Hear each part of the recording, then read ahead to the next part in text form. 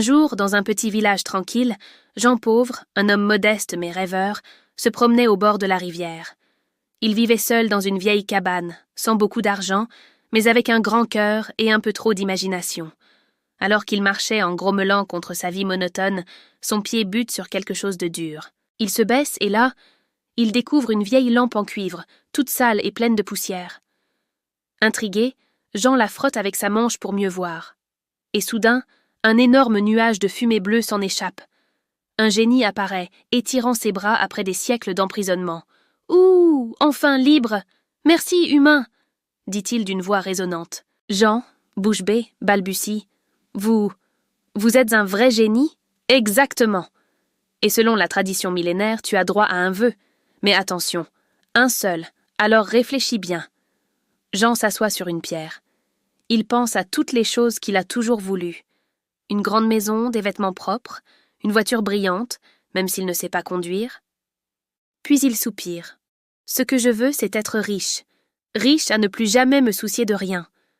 Le génie sourit, lève la main et demande d'un ton cérémonieux.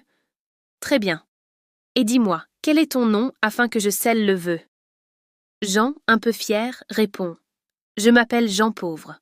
Le génie reste silencieux une seconde, puis il éclate de rire. Un rire énorme, tonitruant, qui fait trembler les feuilles des arbres. Parfait, ton souhait est exaucé. Il claque des doigts. Paf! Une lumière dorée entoure Jean, qui ferme les yeux. Quand il les rouvre, il se retrouve vêtu d'un costume élégant, dans un immense salon rempli d'or, de tableaux et de serviteurs. Tout est parfait, sauf qu'un majordome entre et s'incline. « Bonjour, monsieur riche. Le petit déjeuner est servi. » Jean reste bouche bée. « Comment ? Vous avez dit « Monsieur riche ?» ?»« Oui, Jean riche, bien sûr, » répond le majordome avec naturel. « C'est bien votre nom, non ?» Jean comprend alors. Le génie n'a pas seulement réalisé son vœu, il l'a renommé. Désormais, il est littéralement Jean riche. Il éclate de rire. Après tout, le résultat est le même. Il est riche. Mais au fond de lui, il se dit que ce génie devait avoir un sacré sens de l'humour. Et pendant qu'il sirote son jus d'orange dans un verre en cristal, une petite fumée bleue s'échappe discrètement d'un coin de la pièce. Le génie apparaît à nouveau, l'air malicieux. « Dis-moi, Jean riche, tu veux bien me rendre ma lampe ? C'est que j'ai encore 2-3 erreurs à corriger ailleurs. » Jean sourit. « Pas question, mon vieux.